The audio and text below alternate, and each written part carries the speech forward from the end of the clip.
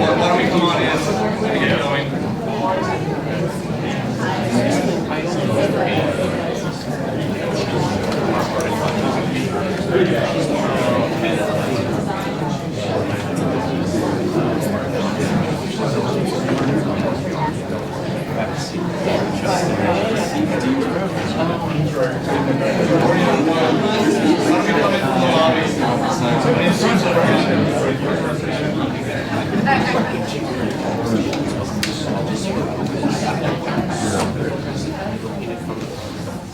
Hi, I'm John Fry. I'm chair of the Greater Philadelphia Chamber of Commerce. It's a pleasure to welcome you here this morning.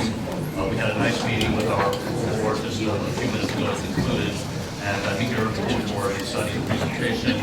I want to thank Bruce Katz, who's just joined us, and his really talented team from Brookings for the great work that they've done. It's inspired and it's insightful, and I think it's going to engender a great conversation this morning.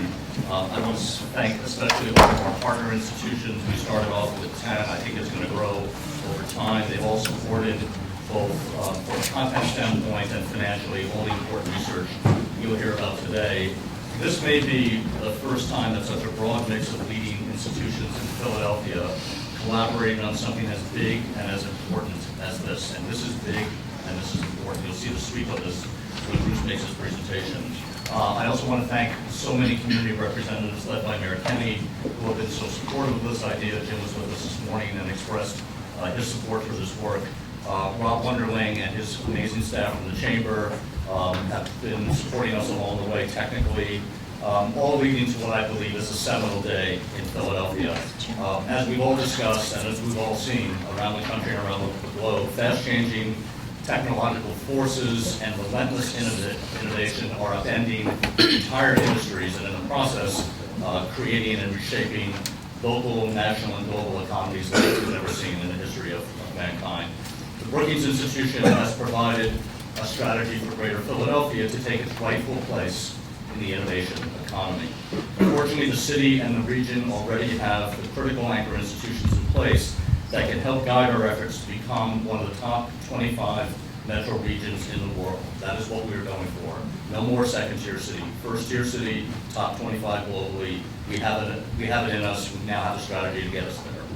One of the most rewarding aspects of this process so far, as I said before, is to watch the leaders of these 10 anchor institutions come together to support this plan. I want to give special thanks to my co-convener, David L. Cohen, Senior Executive Vice President from Comcast, who did so much to help shape and lead this work. It's incumbent upon all of us now to build on the momentum and continue to work together. We've had an opportunity to combine our strengths to attract more investment, spur new companies, and create jobs across the economic spectrum in order to bolster not only innovation, but also inclusion, which we'll talk about, and placemaking as well. So before Bruce Katz gives us an overview of the Brookings study, we're going to hear from several of the leaders who are at the forefront of Philadelphia's innovation economy today. And then there'll be some time for questions, and then we're going to hear some closing remarks from our president, Rob Wunderling. But first, I'm really honored and proud to introduce our first speaker. As Executive Vice President of the University of Pennsylvania, Craig Carnaroli has been shaping Penn's competitive advantage and ensuring its financial strength since he took that job in 2004. During his tenure, Craig has led a number of initiatives, including increasing student financial aid, building many new facilities, and very importantly, supporting incredible neighborhood initiatives that have strengthened West Philadelphia along the way. He also finds time to chair not only the board of the University City District, but also the board of the University City Science Center. Craig and his wife Amy live in University City, and in addition to being a truly great Philadelphian, Craig embodies what it means to be a leader when we talk about innovation and inclusion. So my friend, Craig Carnaroli.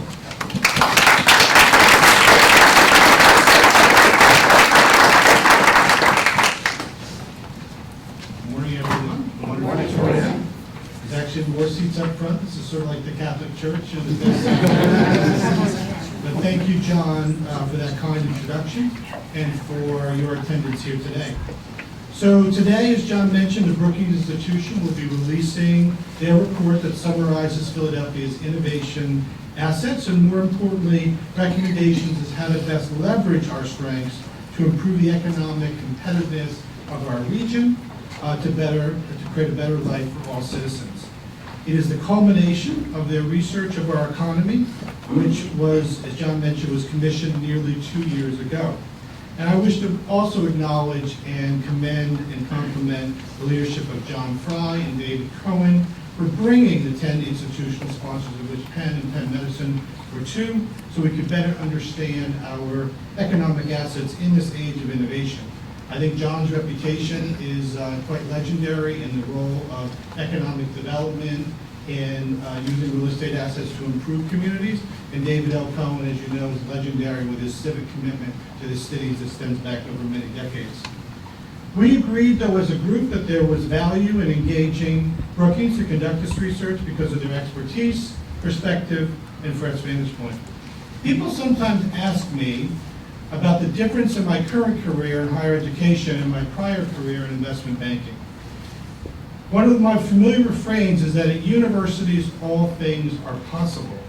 What I mean by that is the power of inquiry is always on display. I can recall where I was in 2002 when I first heard the word nanotechnology uttered by then President Judith Rodin. I had never heard that term before. My point is that in university labs and in classrooms is where cutting-edge ideas and research is happening. The Brookings report highlights and complements the region's strengths in the eds and meds economy. But what the report calls for is greater collaboration, an effort to leverage our strengths and capitalize on the intellectual property to strengthen our broader economy. As John mentioned, Philadelphia finds itself amidst forces which are changing entire industries and reshaping our local, national, and global economies. We need to embrace this change. But before I can really suggest that the region needs to change, we as institutions also need to adapt to this dynamic environment. At Penn and Penn Medicine, the intellectual property of our researchers have spawned several multi-million-dollar corporate alliances. In the field of cancer, we have partnered with Novartis. On path-breaking immunotherapy, in the field of gene therapy, we have 4 distinct partnerships going on, and it's just very, very exciting. In fact, the vectors coming out of the labs at Penn, 75% of the vectors coming out of the labs at Penn are the basis for the current development in the field of gene therapy, exactly the point that Bruce is making in terms of assets to cap. And to put it sort of simply, the headline is that what Bruce is really challenging us, or Brookings is challenging us to think about, is that in an export-import economy, we export the talent that comes out of our universities, and we end up exporting a lot of the intellectual property. He is basically saying, or the report is saying, if we actually imported those organizations and their capital to do the activity here, we could create a stronger ecosystem. So in fact, it's almost a balance of trade argument. And while this work was highly productive, there is something very intangible that resulted from the process over the last 2 years.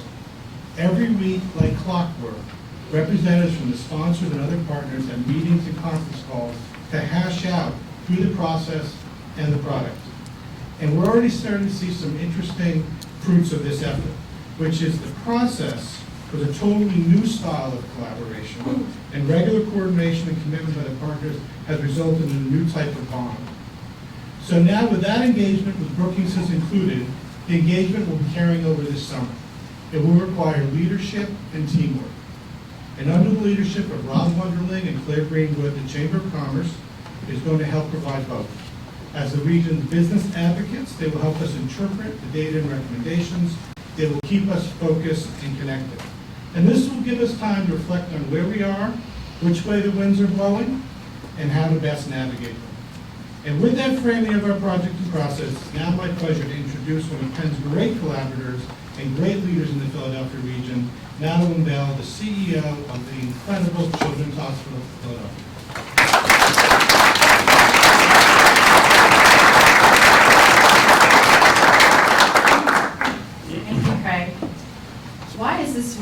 Wharton to Children's Hospital of Philadelphia.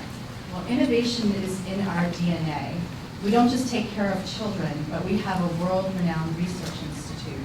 And we're working on everything from gene therapy, like our partners at Penn, to our Center for Applied Genomics that's working on drug development. And most recently, you might have seen featured in the front page of the Wall Street Journal, our artificial wound device.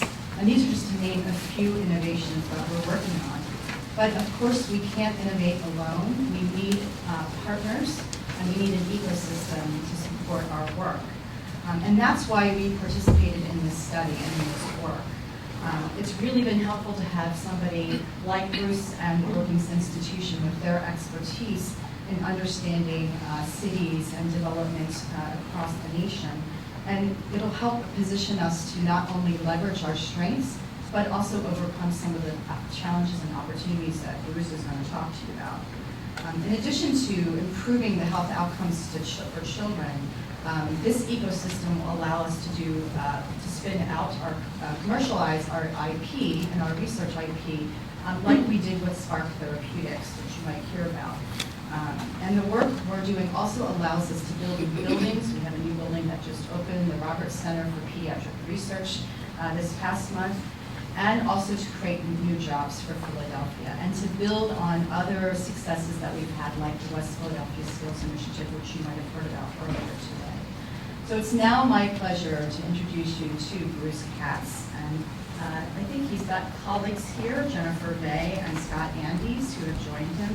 Bruce is the inaugural Centennial Scholar at the Brookings Institution, where he focuses on challenges and opportunities of global urbanization. He collaborates worldwide on this work. He heads the Auntie and Robert M. Bass Initiative for Innovation and Placemaking, which focuses on city building. Bruce and his colleagues have been working on the study, and I've just heard Craig say, so now please join me in welcoming Bruce to the podium.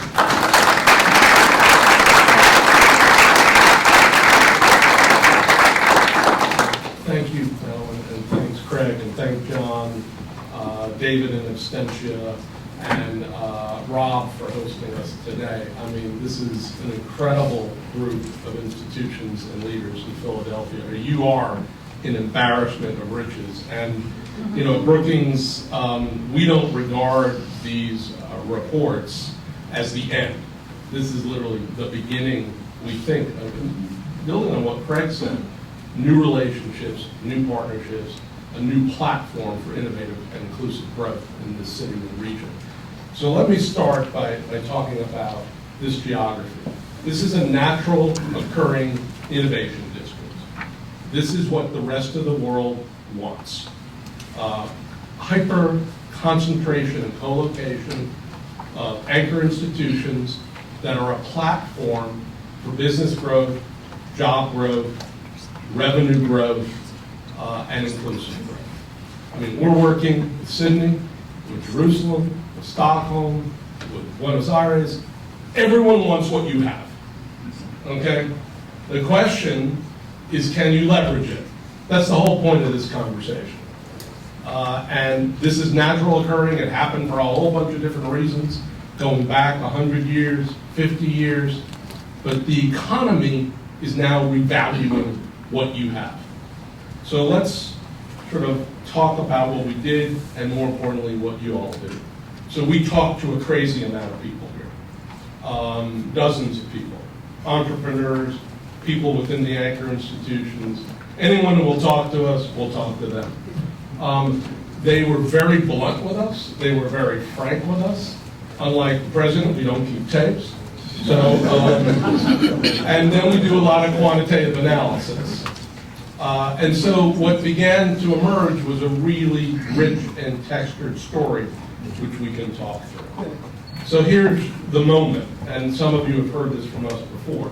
This is a different competitive moment in the United States and globally. It's heightening, it's changing, it's rewarding several dozen places if they step up. And this is what's happening. And McKinsey reported this 3 years ago, but it was reported at a macro, not at a metro level. There's about 12 technologies. They're general purpose technologies. They're platform technologies. They permeate the entire economy. And they're moving, really, as Craig and Madeline were saying, from the lab to testing to prototyping to ubiquitous adoption. When these technologies play out, they will be half of global GDP. And that's the world in which we're living today, within a relatively short period of time. Whether it's robotics, a lot of talk about Pittsburgh and autonomous vehicles, whether it's genomics, this is beginning to really mature and become super sectors of the economy.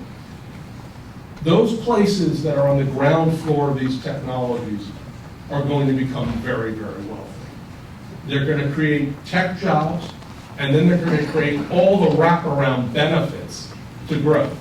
Detroit did that 100 years ago with auto. And Silicon Valley did that with semiconductors going back to the 30s, and then just involved itself in just about everything, as we all know. And now the competition is who's going to be on the platform, first mover on those other technologies. You can be part of that. I mean, this place, it's a very large metro. It's got several sectors that it can play in. Not just personalized medicine, precision medicine, gene therapy, genomics, but also energy, advanced materials. You've got a lot of players here. You've got a lot of institutions, mature companies, entrepreneurs, and strategic location that enables you to have basically several hands to play. But a lot of the focus, not surprisingly, given pen, given chop, is this incredible bio, life, medical platform. You're going to have to do this yourself.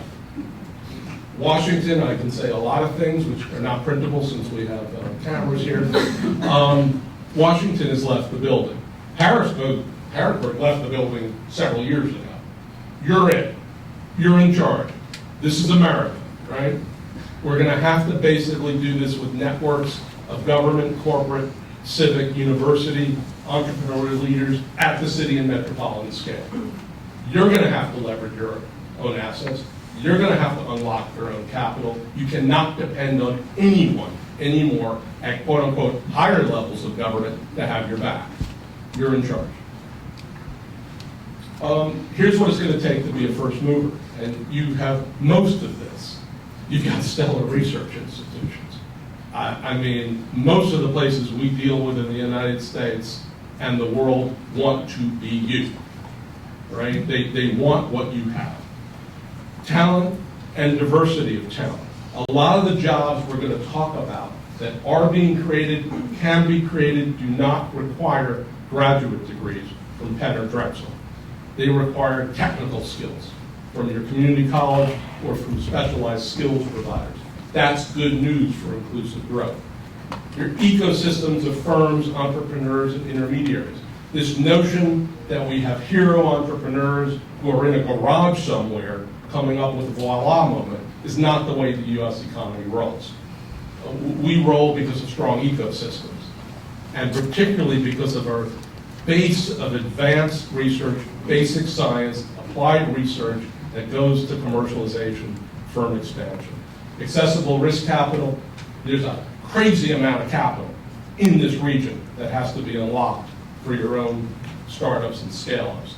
Global orientation, whatever some people in Washington say about trade, trade makes places wealthy. It makes people wealthy. You've got to export to the world products, you've got to import capital, firms, talent, and quality of place. Placemaking really, really matters today because that's what attracts talent. They want communities where they can live, work, and play, and it engages and supports and reinforces the innovation process. That's the list. These are the table stakes. If you don't have it, you can call yourself the Silicon X, the Silicon Y, the Silicon Z. Trust me, you won't be it. So everyone's got to basically see this as the entree point to global competition. Bottom line, you've got to collaborate to compete. Every institution that's in this room is a world-beating institution. What it does within its walls changes the world. But when you collaborate together, there's a 2 + 2 = 5 effect. And that's what this is about. And these are the places that are doing it. They're doing it in Indianapolis and St. Louis in very structured ways. They've created essentially the new kind of network governance for the 21st century. In Pittsburgh and San Diego, it's a little more informal, but there's a crazy amount of private and civic capital coming behind their sectors and clusters and general purpose technologies. These folks don't have what you have. That's probably why they're a bit desperate, and it's probably why they have had to step up their game around collaborative leadership and collaborative capital to do what they're doing. So it's always hard to start with a good hand in global competition because you tend to get a little complacent, hey, no one can really sort of touch us. Well, these guys and Houston and a whole bunch of other places, they're hungry because they got the message, pretty brutal message, no one has their back. So that's the starting point, that's the setup. Your position is not perfect, but it's pretty damn good. It's a large metro, right? It's got multiple plays. I mean, everyone who thinks about Philadelphia knows your play on the life side and the bio side, but you've got other plays around basic chemicals, energy, advanced materials. All you have to do is go to the Navy Yard and hang out for 3 hours, and you'll see some really substantial assets that are growing, evolving in very innovative ways. You've got multiple nodes. In most places where you go in the US, there's one innovation district. That's it. That's where you have the co-location and concentration and density and connectivity effect. You've got multiple nodes, right, that ultimately have relationships with each other that are not always clear because everyone's doing their day job. But this process, we hope, can really help sort of move to more synergy, more connectivity. And this is just the city. We didn't even put out Route 202. God forbid we mention Jersey, but you know, I'm from Brooklyn, so I can say this. But this is really about understanding the geography of innovation today. And these districts are not hard borders, they're porous, they're platforms for larger growth. And so what we think can happen from this effort is a greater understanding about how these real places, relatively small geography in a city that's 141 square miles, how they begin to connect with each other. So this is what we're focusing on. And to some extent, this geography is breaking sort of the mental map of how people have thought about Philadelphia. Because generally speaking, the Schuylkill River was a hard stop, right? You got University City on this side, you got Center City on that side, and that's the way the world will always be. Guess what? The economy decided differently, and Comcast moving to the west part of Center City has changed the geography. And compared to most American cities, the distance between your downtown and midtown is walkable. This is an enormous asset for you guys. Go to Cleveland, go to Detroit, go to a lot of other places, go to St. Louis. You basically, and try biking, more importantly, you got to take a car, transit if you have it, to connect the downtowns and midtowns. You fall out of bed of West Center City, you're in University City. That's an asset. And 30th Street Station is what's that real hub that connects it all. So here's our view of the geography. It's relatively small. It's 1.5 square miles, but it packs a global punch. I mean, this is a large number of jobs. And interestingly, because of your transit connectivity and your rail connectivity, a large number of the workers are coming from somewhere else. So when you get to the conversations of how do you leverage this district, this is not a district for the district. This is a district for the city, the district for the region, given transit connectivity. You're getting a hell of a lot of research into this place. That's your platform. And luckily, you know, the Congress increased NIH by $2 billion, so what we thought might be a sort of a train wreck hasn't happened yet. About 74% of the research expenditures in the city are happening in this little space. right? An incredible amount of capital around basic science that changes the world is happening in a very small geography. And then with Jeff and with Temple and some others, that sort of rounds it out in terms of the research investments. You've got unbelievable strengths. I mean, we look at the publications that you have in very sort of niche sectors of life science, bioscience, and so forth. And then we look at the quality of research. Who's citing you? Who's using your research to commercialize companies, startup scale-ups? You are, again, sort of favorite Silicon Valley kind of word. First, there's disruption, but you're crushing it. I mean, this is globally significant stuff. And it'll take people decades to build what you built, right?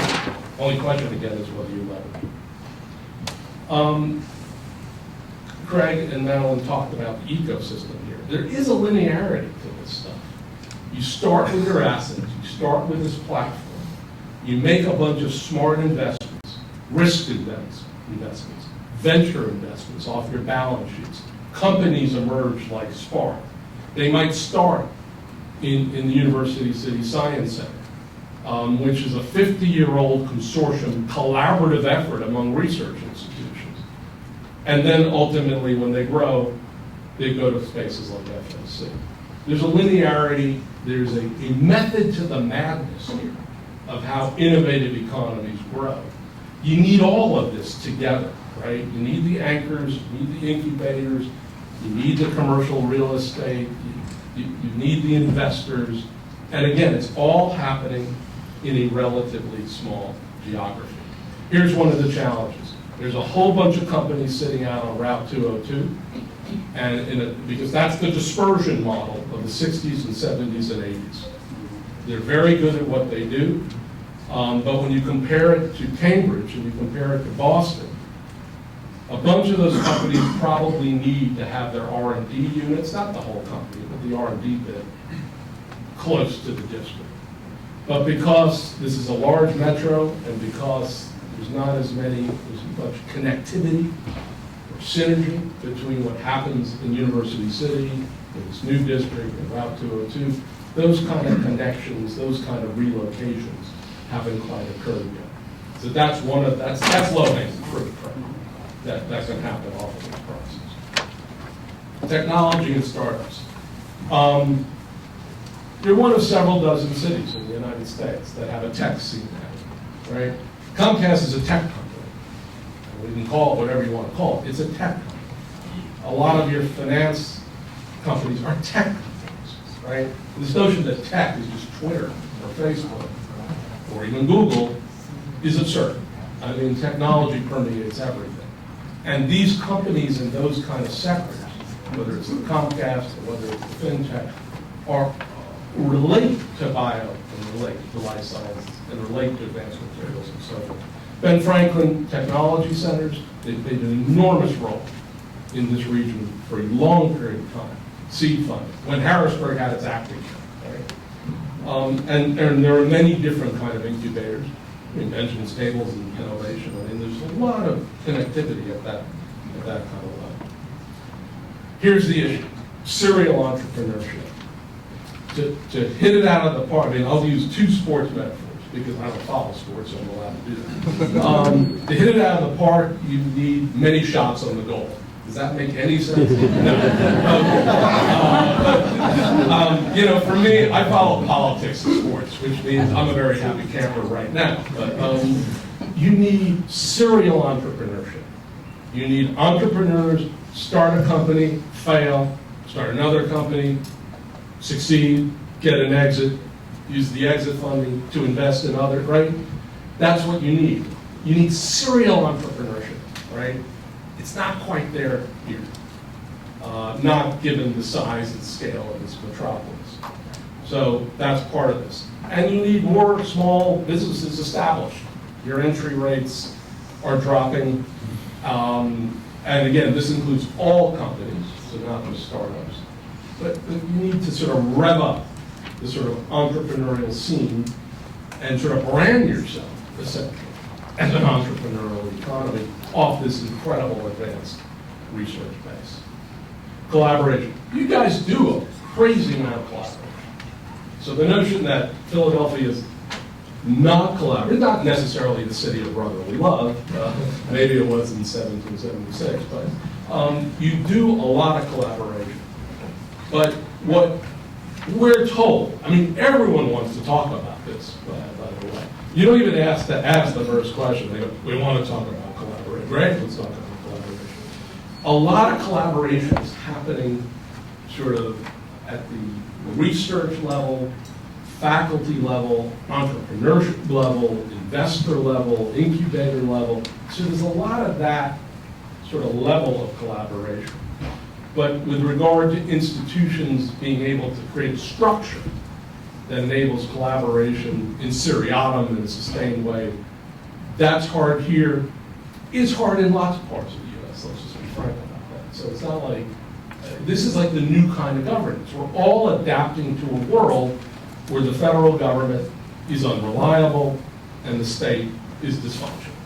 So we're creating something new in the United States, and this collaborative effort across mature institutions is something that's not quite there yet. Growth, and more importantly, the opportunity for inclusive growth. There's some very robust growth going on in the district. There's robust growth going on in other nodes of employment. And again, what's really, really critical is given the sectors that you're good at, there is a lot of available jobs out there that don't require these 4-year graduate degrees. They require the technical skills. So we're all about to have a love affair with our community colleges and with specialized skills providers and with specialized high schools, because they're the vehicle for bringing more people to the table and for sharing prosperity.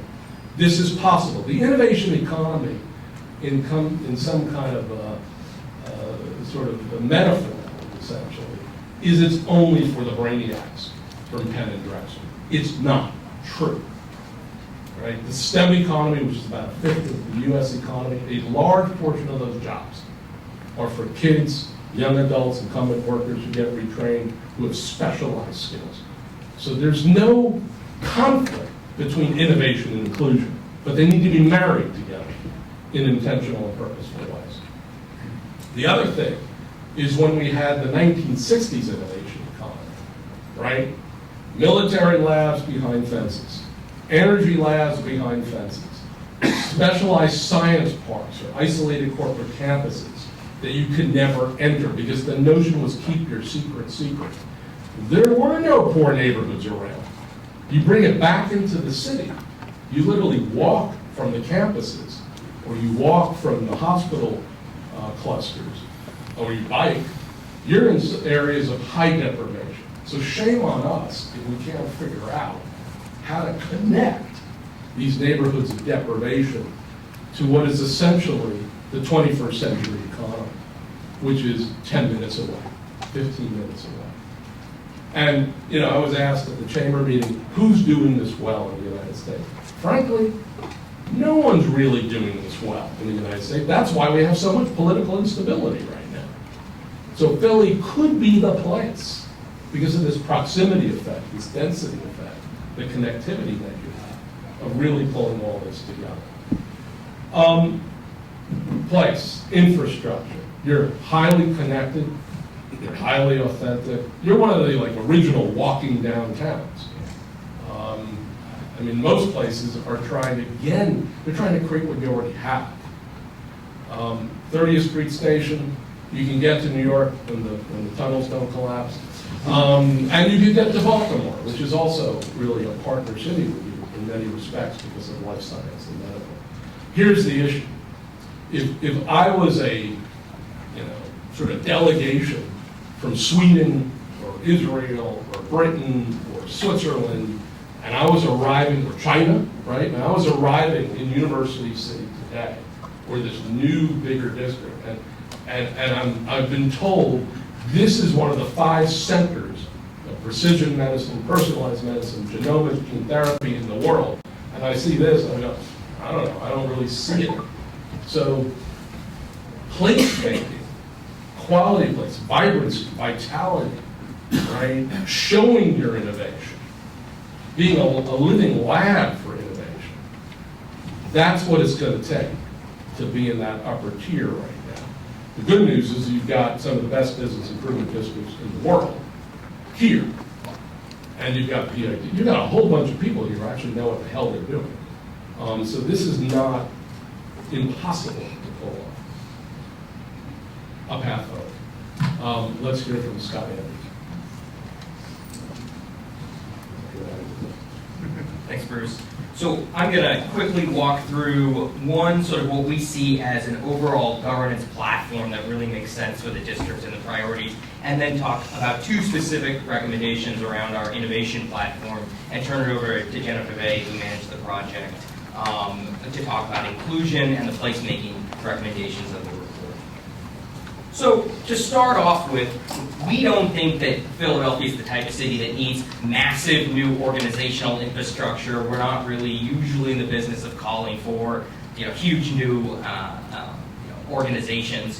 What we do think you need is a different type of collaboration. We think that while, as Bruce was saying, there's a phenomenal amount of collaboration that occurs in this city, often it feels very bilateral. It's in a particular industry, it's around a certain suite of actors, but given the size of your city and the number of innovation plays, you need a more multilateral platform.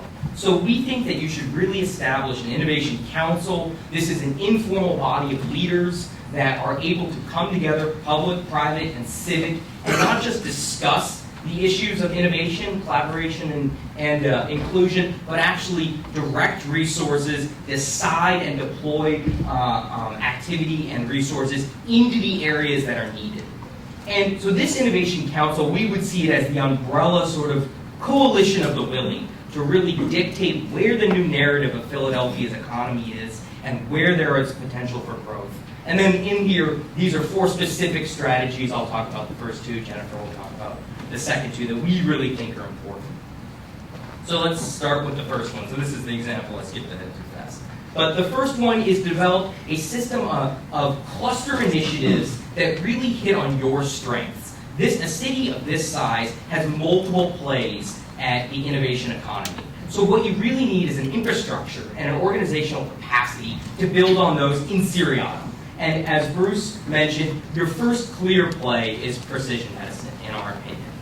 This is not because we think that this is some amazing new technology that's flashy. Actually, we got some pushback that said, precision medicine, we've been talking about that for 5 or 10 years. That's exactly right. And now it's time to come to market with it. We're not in the business of speculating technologies. Instead, we're looking at places where there's opportunities for industries, jobs, and small companies. And so precision medicine is really where we think you have the biggest opportunity. So in developing this, what would this precision medicine initiative look like?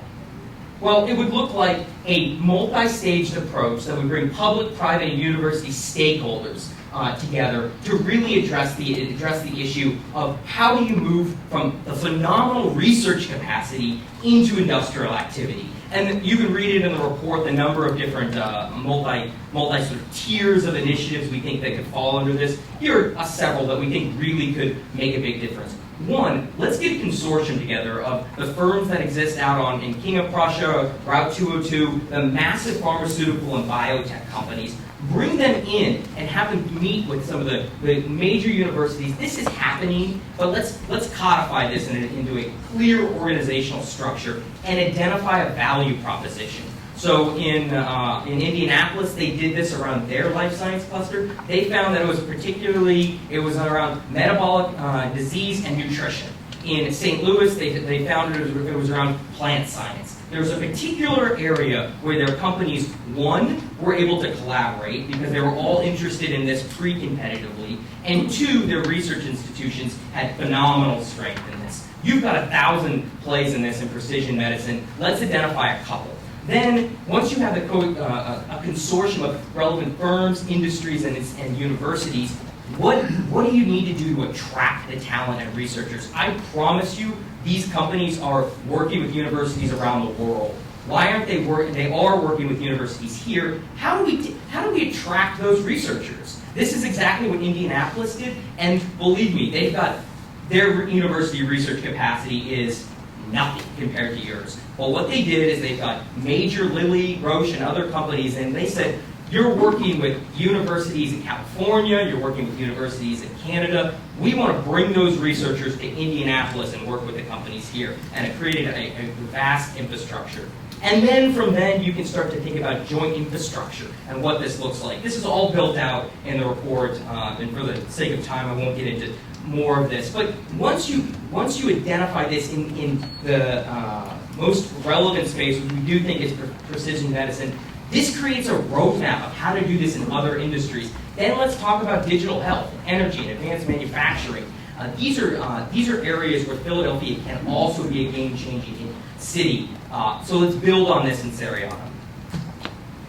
And so again, I talked a little bit about Indiana, but just this partnership includes major life science companies, Lilly, Roche, Dow, and then the universities. And I think the sort of upshot, and you can read more about it in the report, but the real upshot here is that together we identified a specific value proposition that brought in $150 million, not of government money, but this was civic and private sector money around something that they could build in their city and region. Second, a major theme of our interviews and data was how do we attack entrepreneurship in this city? The city is at an interesting place where 10 years ago, frankly, from what we've heard, you'd be a tier 3 or tier 4 entrepreneur city. You were not a major destination. That's not the case anymore. That's fundamentally not the case. There are many shots on goal. There are many entrepreneurs that are attracting capital. You can get meetings with the coasts and others, but you haven't, as Bruce was talking about, you haven't got to that level of the second tier cities. And we really think you need to build this from within. The days when Ben Franklin is funded from the state are over, as Bruce has mentioned. So what does this look like? How do you build this from a city perspective? Well, we obviously think you need to leverage the anchor firms here in the city. And there's several ways that we can do this that are in the report. It's easy to write about these things like first customer programs, building regional seed funds. They're extremely difficult to do. They require somebody waking up every morning talking to young entrepreneurs from your major corporations. But this is really what it will take to sort of get to the next step. Bruce mentioned San Francisco and San Diego and some of these other cities. Lest we forget, San Diego did build this infrastructure around the University of California. Sacramento gave them $750 million to do it, right? So if you think that kind of thing is going to come from Harrisburg, then great, that's your play. If you don't, leverage the companies that are here, figure out how to build mentorship, entrepreneurial activity, financing, and then the space that they need. And this is something that we do see happening around the country with tech companies. And one of the things the last point that I'll make here is the link between research universities and even entrepreneurs is incredibly pronounced in these major tech hubs, in that the major tech companies see that they need to bring in entrepreneurial faculty. So they're actually endowing professors in machine learning, in tech areas, but have an interest in entrepreneurship, not just simply faculty publications. This is a specific example of a general theme that you can read about in the report. But so these are two of sort of the very macro level initiatives that we think will move the needle in the innovation economy. Now Jennifer's going to talk about placemaking and inclusion.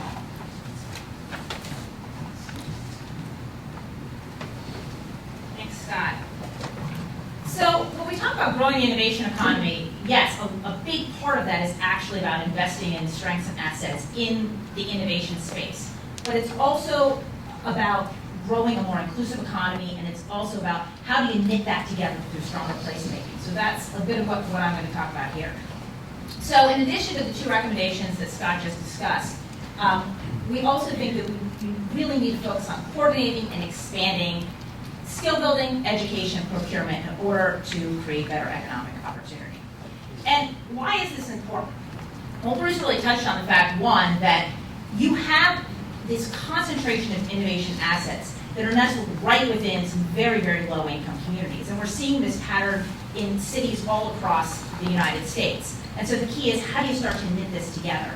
And the bottom line is, this is absolutely an imperative. Over the next several decades, we will become a majority-minority nation. And if we can't figure out how to connect a lot of these low-income residents into the innovation economy, there is simply no way that we can be creating dynamism that we need in that economy. I'll use a different sports kind of metaphor, hopefully this one might actually be correct. That what we're really missing out on is just a lot of talent base. It's like having a basketball game where you're only putting 2 people out on the court, right? And if we can't figure out how to connect more people into this economy, we'll be losing out. So what does that mean here in Philadelphia?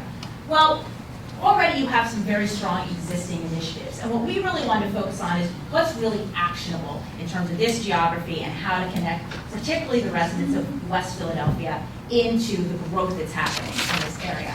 So this is really about expanding and scaling what you already have in the areas of skill building, in education, and around business development and procurement. So first of all, you've got a great example here of the West Philadelphia Skills Initiative. This is a very place-based effort run by the University City District that actually works with some of the major employers to identify where they have occupations with very high turnover, and how then to work with those employers to develop the kind of training modules for specifically a lot of the residents of these surrounding communities to be able to give them the skills that they need to connect to those specific occupations. So at the end of the day, this is win-win. These anchor institutions, particularly the employers, are able to get and then retain employees who have the skills that they need. At the same time, you're starting to build that talent base within the West Philadelphia community. So we think this is a successful initiative, that there's a real opportunity to scale it. One, by bringing in more employers into the program, which in turn then expands out the kind of occupations that you can be training people for. So if you're including some of the big companies, whether it's in tech or other areas of the economy, you can be expanding that base out. Plus, there's an opportunity to have employers start to create joint programs. Rather than working with one employer at a time, they can identify what are some of the common skills that we need and be able to expand out the kind of training modules to be able to train people and then connect them into those positions. So again, we wanted to focus on what was actionable. Clearly, when we talk about growing opportunity and inclusion, these are huge issues that affect the public education system, business development, these macro kind of issues that, as Bruce referenced, we're grappling with as a nation. But what we want to focus on is to say, what's working, how do you scale it, so that you can impact more people. Similarly, you've got a lot of educational initiatives, particularly coming out of the major anchor institutions. The City Science Center, Penn, Drexel, all have different kinds of initiatives that are focusing on, for example, STEM education, working in the schools, working with young people and students. Well, how would you better connect a lot of those efforts together, coordinate them, again, in order to create a stronger, more robust platform for education that can ultimately serve more students and serve them to be getting that kind of training and education they need to be able to connect to the jobs that are growing in the district and throughout the city and region of Philadelphia. And then finally, it's about the business development piece. It's not just enough for people to be able to get a job in the innovation economy, but we need to have more people participating in actually creating and growing that economy, whether it's in innovation sectors or whether it's in all the other sectors that spin off of that economy. We need to be making sure that it's more diverse and more inclusive in terms of the ownership and the creation. So one of the ways to do this is to focus on business demand and purchasing local. So a lot of the anchors already have their own kind of procurement and purchasing initiative to really help boost that local procurement, to boost the number of local businesses that are meeting that demand. And then the city has its own anchor procurement initiative. So again, how can you start to link these up with the anchor institutions working together, working with the city to organize joint demand for their goods and services? To one, understand what are they buying and who are they currently buying it from, understand what are the local businesses that are out there that might be able to meet those demands, but importantly, understanding where there may be other businesses that don't yet have the capacity, but with the technical assistance, with greater access to capital, they can grow and scale, ultimately growing more jobs for the local Philadelphia economy and be able to meet that demand. So in terms of best practices, you've got some of them here. Again, you actually have a lot of this activity going on within individual institutions. This is really about expanding that out and better aligning it. But there are some other really interesting practices, one of which comes out of Johns Hopkins. This is a pretty recent initiative. Over the last several years, Hopkins has really been focusing on adjusting its procurement policies to purchase more locally. They really expanded that out through a major new initiative launched back in 2015. This is with both the university and the health system. Obviously a major purchaser of goods, services, obviously a major employer, the biggest, in fact, not just in the city, but in the state of Maryland. And they're really taking a build, hire, buy approach. So this is about their own real estate investments.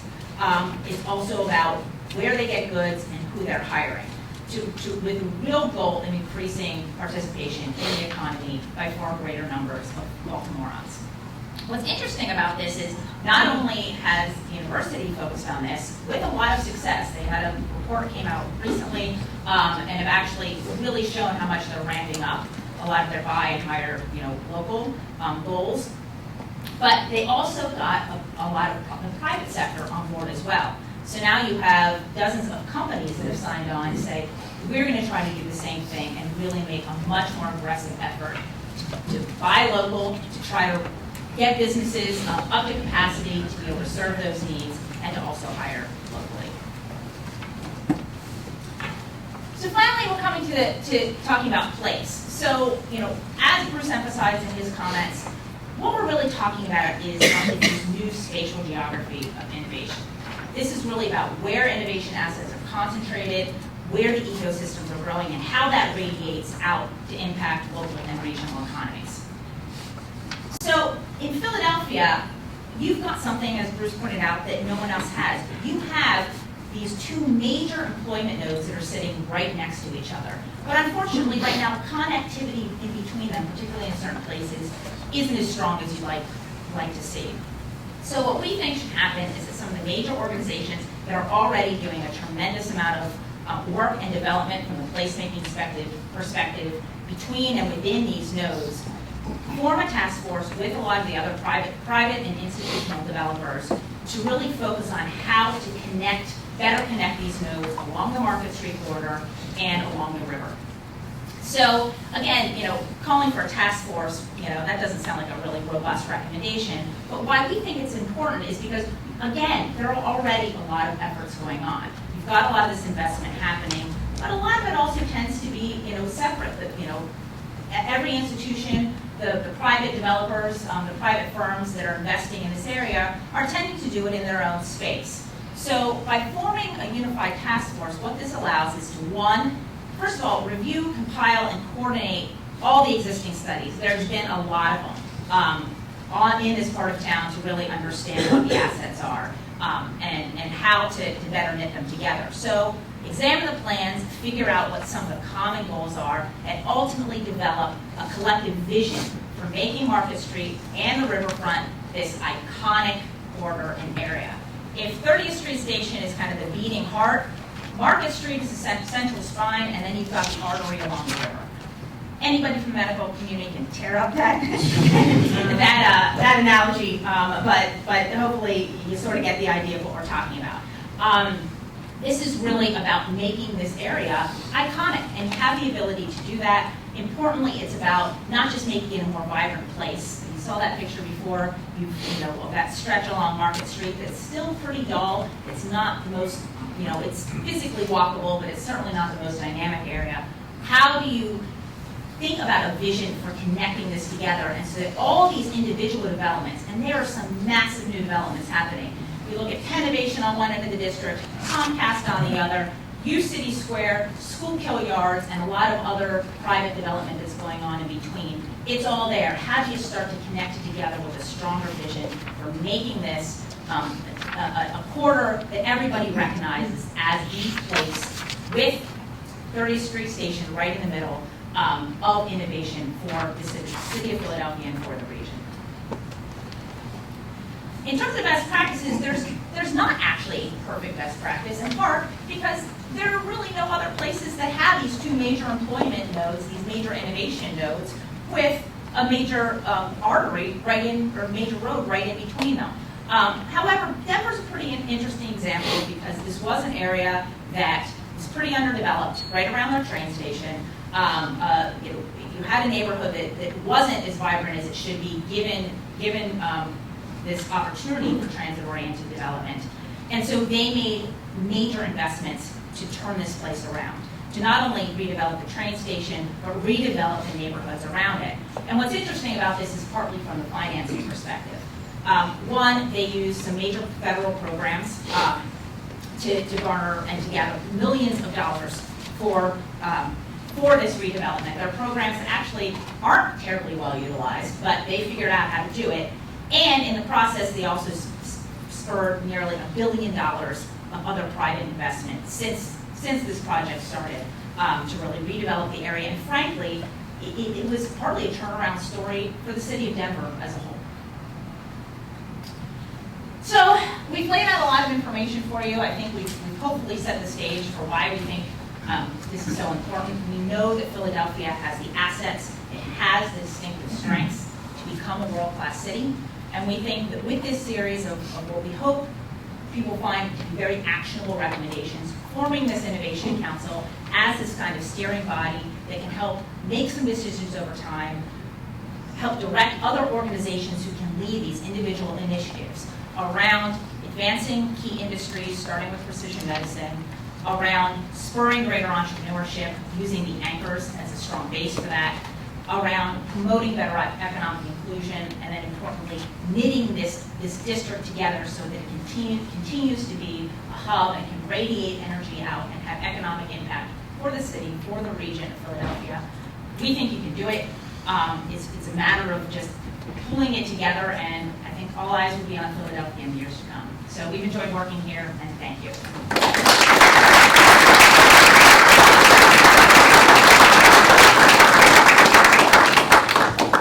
Okay, we have time for some questions. If I could ask Bruce and Scott and Jennifer to stand up. I'm Ken Gadeka, by the way, Vice President of Communications and Public Affairs for the city, one of the anchor institutions.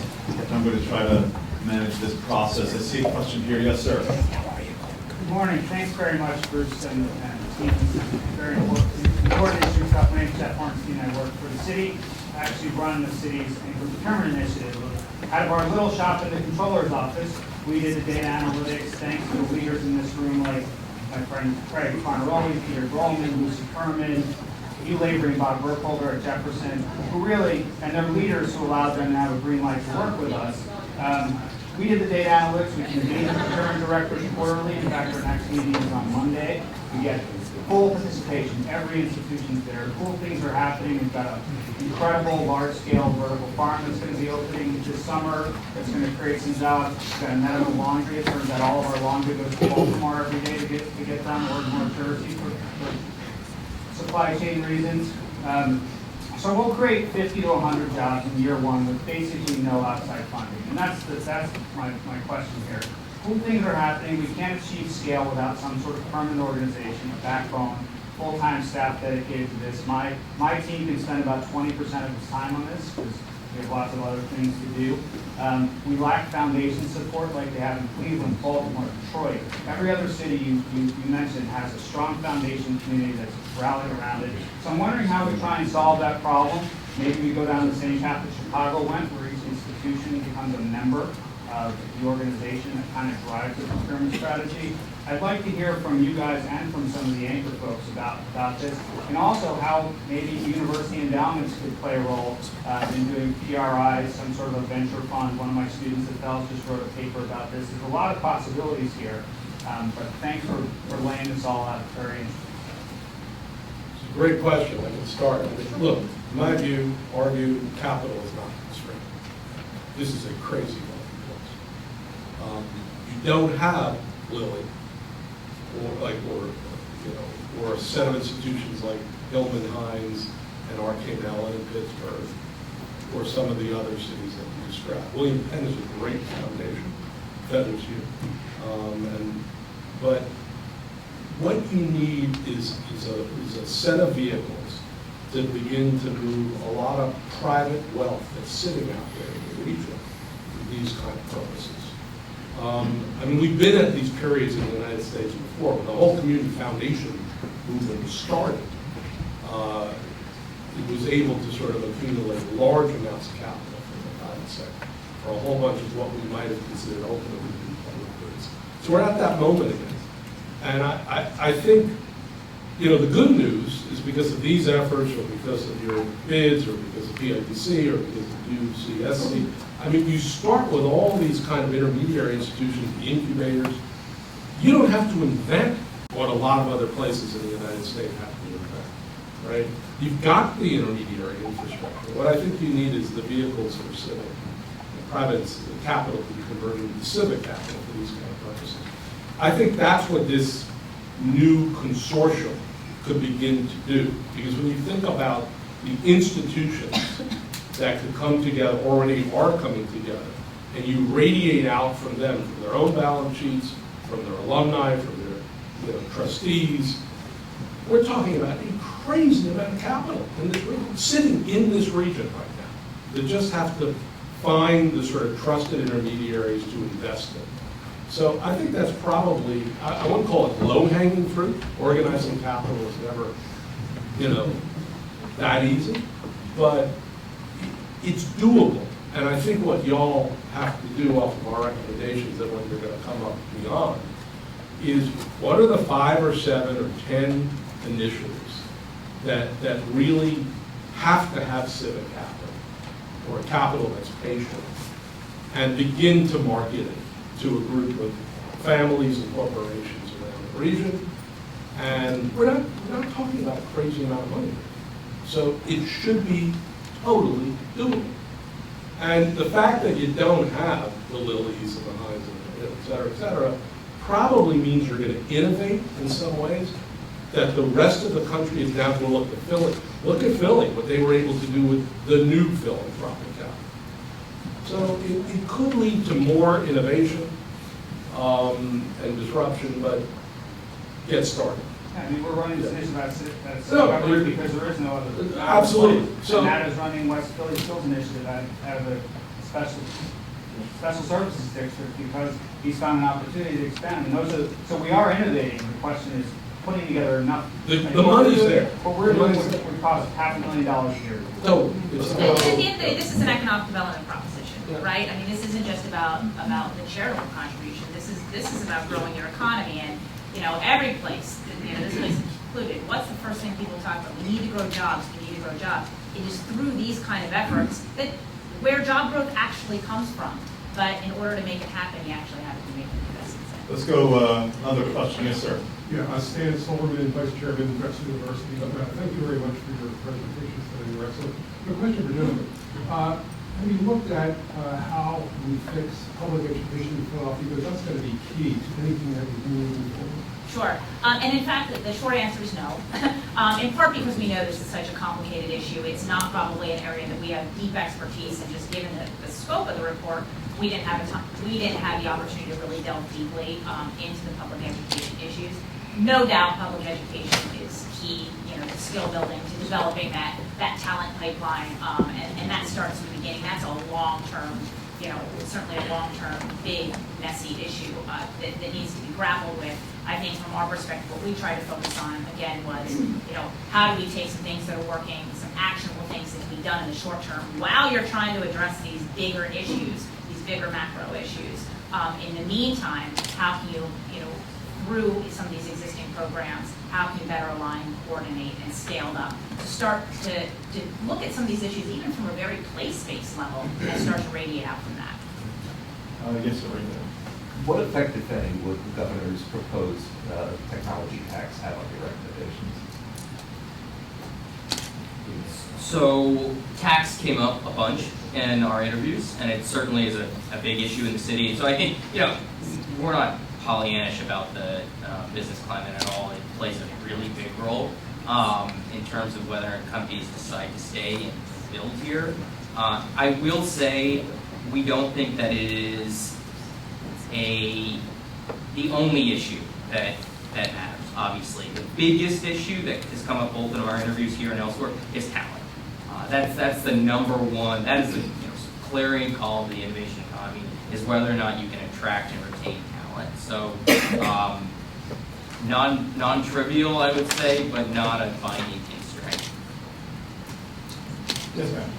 Hi, my name is Dee Bolliard, and I work with Philly Startup Leaders, and one of our initiatives is called Amplify Philly. We work to raise the awareness of the region. I'm glad you're nodding. This is good. A lot of our partners are in the room. This is we're heading into our third year of work, and I think one of the biggest issues that we've kind of identified is the storytelling around the region. So I've heard you consistently say, both in presentations before and today, and in the report, that we have everything that other people are working on building, and we're just not great at telling the story.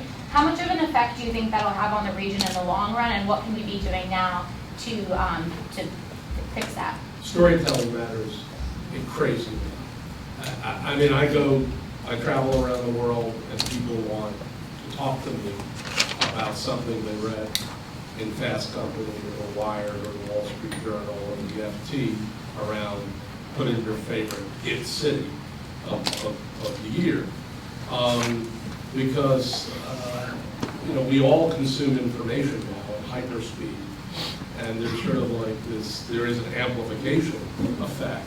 You get 7 or 10 stories around your innovation prowess in the right set of media outlets.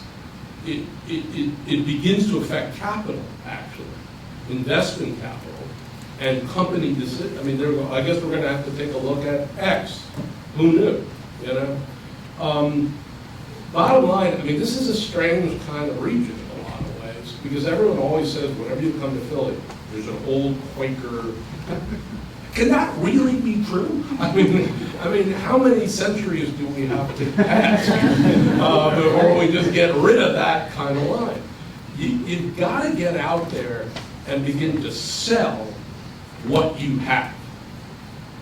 You have a natural occurring innovation district off a base of some of those advanced medical research and other research in the world. I mean, in the world.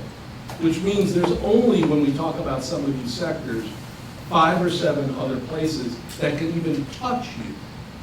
So there's got to be a different kind of collective championship and celebration of what you have right now that permeates both CEOs, but broader entrepreneurial ecosystem, investors. If you do this is the easy stuff. This is like within 3 or 6 months, beginning to have a different kind of narrative that people, yes, in Silicon Valley, in Boston, in Houston, New York, but then outside the United States begin to say, I guess we're going to have to really take a look at Philly. Hey, we can get there. It's a mature airport. It's got rail, and it's working to New York. This is the easy stuff. You're hired. This is the easy People, different institutions need to be articulating the same message. So, for example, in St. Louis, whenever they're talking about innovation in St. Louis, they use the same hashtag. Everybody uses the same hashtag, right? This is easy, but getting that kind of level of collaboration where the chamber, the small companies, the universities, everyone has some sort of playbook that talks about what makes Philly different. I think that's the next step. I mean, you have marketing campaigns already. Yeah. We have time for maybe 2 more questions. Yes. So don't you think sort of the cloud over this whole vision is highest poverty rate of the largest 10 cities in America? I mean, I really think that hashtag innovation has to say hashtag get rid of poverty, or at least let's be number 9 or number 8. that we've got to include that, because I think there'll be a lot of people in Philadelphia that go, oh, not this again, it's not going to help me. So I think we really need to marry it up with doing something about poverty. If government and private and universities can get together to solve innovation, they should be able to get us to number 8 or number 7 of the top 10 cities on poverty also. It's just not fair to leave that so big a part of the city behind. So I think the very first thing that may be necessary is to point out that the innovation goals and the inclusion goals are not mutually exclusive. When we talk about gene therapy, precision medicine, let's just say next generation healthcare, if you became a major destination hospital center for different types of personalized and other medicine, from digital health through genetic testing, you will have the number of lab technicians that no city in this country has. You can't automate those, you can't outsource those, they require a sub-EA, and they pay above the median wage. And there's jobs in these sectors across the economy. We've got to get beyond the argument that we can either innovate or we can be inclusive. The reality is we should need to be smart about how to bridge the two. Well, then it needs to be part of the communication plan. Absolutely. One more question. Yes, sir. This is in some ways a follow-up to that. Andy Frischkopf with Philadelphia List. So we're a community development finance institution. We're a community development intermediary in West Philadelphia. And I think to some degree there is a lot going on to address the issues of poverty in West Philadelphia. And there are some really exciting things, at least in that part of the city, around cooperation with institutions and the public school system. So I think we're moving in the right direction in that place. And so I want to give, shout out to those who are doing that. I think it's not as fully coordinated as you would want to see. And I think there's an unspoken question that comes back to the inclusive growth and placemaking. We just have to decide. I'm not going to say it's one way or the other. Are we, to some degree, going to let those immediate neighborhoods closest to 30th Street Station change their poverty level because of gentrification? Or is the inclusion going to allow those people to stay in place? West Philadelphia is big enough, we won't lose affordable housing within commuting distance. But at some point we have to make a decision. Mantua, West Palatine, Palatine Village, are we sacrificing those places because we're not able to also address affordable housing while we're doing all the excellent things that you're calling for? And it's a question, we have to decide. And I think to your point, Bruce, just about Harrisburg and DC, the spoken conclusion up till now has been that's the public sector's responsibility. And I think we can't say that anymore. And so we either say we don't have the resources and the ability to address this, or we do. So I would just say, in addition to what you've called for, I think locally we have to try to answer that question, and that will partly get to the question, at least of local poverty. Here's my view, not politically correct. Gentrification is not Philadelphia problem. It's not Philadelphia problem. I mean, you can read Richard Florida's new book, The New Urbanized Crisis. That's Seattle, that's Boston, that's New York, that's San Francisco. It's not you. Yes, you have a few places that are gentrifying. They're also your tax base. That should be 2x if you're going to survive and thrive what is happening in Washington and what is happening in Harrisburg. Guys, you are on your own. And you have got to leverage these assets. And do not let this gentrification conversation stifle you, because it is a distraction. People are trying to take what is a New York conversation and move it into Philadelphia. Major mistake. And again, for me, it's this particular place where we have to make the decision. I agree. It's not the number one issue that we're addressing. Affordability issues are both sides of the coin. Part of the way that people are able to stay in some of these communities is by connecting to the economy. It's not just about providing more affordable housing. Certainly, there should be affordable housing in neighborhoods to sustain and create mixed income communities. You need to get in on the ground floor of that early on in the development trajectory, no doubt about it.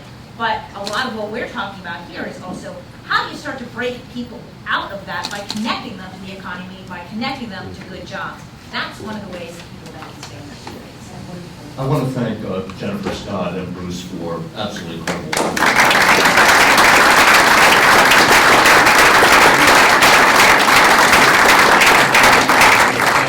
And Pradaka from FMC, who played such an important role, along with his colleague Pierre Rondo, who's the CEO. Andy, I think, at least from Dressel's standpoint, it's clearly the latter option. I mean, if you take a look at the tens of millions of dollars that we're attracting, philanthropically from the federal government, we want to make sure that those neighborhoods could just be better versions of themselves, but still stay themselves. So at least that's my answer. Before I introduce Rana, I mentioned that David Cohen and I and Bruce, in fact, several years ago had the initial conversation which led to this collaboration. Unfortunately, David is traveling today, but Rebecca Arbogast, who is the Senior Vice President for Global Public Policy, would like to maybe just say a few words on David.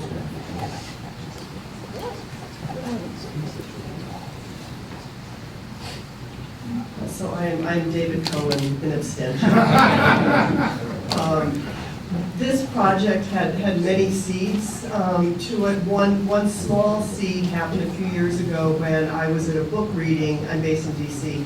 Was at a book reading party where Bruce Katz was talking about his book, The Metropolitan Revolution. Thank you. And his key thesis was, as you got a hint of it today, the cavalry's not coming to the cities. The federal government has left a long time ago. You are on your own, but you have what it takes to lead the country forward. And that appealed to me very much because personally, I've been more interested over the course of my career in the international, global aspects, and then the very local aspects of doing economic development, which is ironic given that I am based in DC.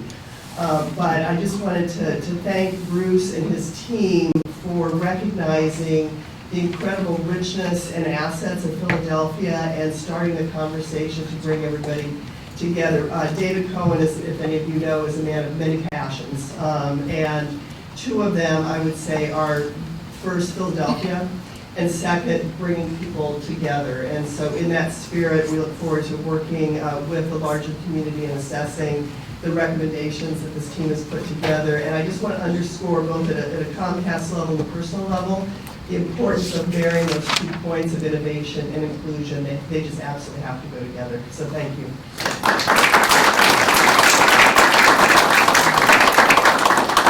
Rebecca, thank you. So this is not only a defining opportunity for the city of Philadelphia, the greater Philadelphia region, it's also a defining opportunity for the chamber. We mean to make this happen.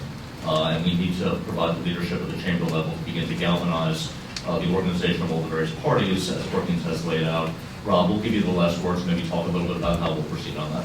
Sure, thanks Chairman Pryor. Again, on behalf of the officers and directors of the Board of Directors and our colleagues, really delighted to host this official unveiling of Brookings' work. And I just want to thank you all for coming. I know we're up against the appointed hour of adjournment, so I just be very brief. Perhaps put what was presented this morning in some context, and particularly how your Chamber of Commerce for Greater Philadelphia has fit in this catalytic role before, and why we're just so enthusiastic about the prospects of a high-level collaboration to begin to do, which I think is important. And if you think about what is happening historically, what we're really talking about here is a new economic shoot of activity that will spring forward, not just from a concentrated geographic locale, but that will have a ripple effect out through the greater Philadelphia region and points beyond. This chamber has been here before. In fact, to this day, we still have governance authority over a short line railroad, believe it or not, the Belt Line Railroad, established at the zenith of the Industrial Revolution in the late 1800s, early 1900s, to ensure that our port industry, our maritime industry, goods movement would flourish and create that economic impact over time. This chamber in the 1970s, early 80s, we began to visualize a destination hospitality strategy, actually had the initial visitors and convention bureau. It was spawned, and now we have a very successful hospitality and destination infrastructure that's highly collaborative, highly inclusive, and very, very positive. And then most recently, a number of the actors that have funded this work have also been collaborating around creating what I'll call, for lack of a better description, a digital sales funnel of sorts called the Greater Philadelphia Health Collaborative, where we encourage individuals with new business models and new technologies to, instead of knocking on 9 or 10 doors, share their wares in a more collaborative fashion. That's what we do. We care deeply about this city. We have a heart for this city and this region, and that's why we're committed to be the catalyst to move these recommendations forward. A bit on how, and a bit on calendaring, and a bit on why we need your continued engagement beyond your very thoughtful questions this morning. One, the report references a leadership council. There's already been a substantial amount of corporate, civic, philanthropic, and government leadership to get to this point today, as Chairman Fry and Craig Carter-Wall and Madeline Bell noted. But we envision and aspire to a global leadership council made up of global leaders that perhaps need to be educated a bit more on why it's in their business, economic, and investment interest to be part of this process. That is a unique leadership opportunity, I think, that will answer an awful lot of the questions that I think were raised this morning. As I think Bruce has challenged us, I think it's not organized to discuss, but to decide, and will essentially run the governance activity. And then we're going to need operating organizations like our Chamber of Commerce, like Philadelphia Industrial Development Corporation, like the development districts that will operationalize, understand the findings, maybe gestate a bit on them, and to make sure we're all on the same page technically, small p politically. But there are core operating organizations in the city, public, quasi-public, and private, that will own the operationalization of these recommendations. And then there's a whole lot of helping hands that need to grab an oar and all row in the same direction, whether it's the same hashtag, or the same language, or what I would say in a spirit of organizational humility, understanding that particularly as it relates to the issues of inclusion, that we really will have to walk in other people's shoes and have a completely different vantage point for this to be successful. In terms of calendaring, so our organization has, through a governance decisions, given us the green light on behalf of the broader community to figure out how to operationalize what I just described in a catalytic framework. We're busy at work figuring that out. We're going to spend our summer figuring that out. We're anticipating a go, no-go decision from our chamber in late September, and then the early signals of what's next by the end of the fourth quarter of this calendar year into early Q1 next year. So there's already momentum. We won't lose that momentum. We've begun to work in that regard. So with that, thank you, Chairman Bryan, for all those assembled for doing this today. Appreciate it.